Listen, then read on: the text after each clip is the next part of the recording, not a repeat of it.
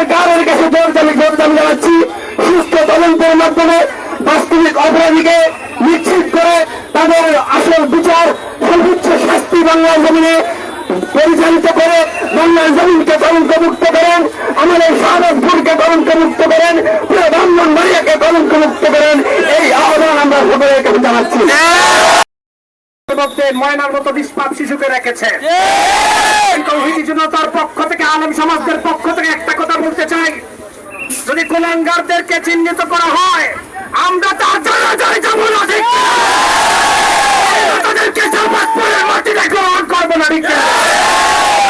আমাদের কলিজার টুকরা আমাদের মহিলাকে মেরেছে, আমরা তো শুধু মনে করতেছি মহিলাকে মেরেছে, শুধু তাকে মারে নাই, বরং আমাদের মানব জাতি সবাইকে মেরেছে।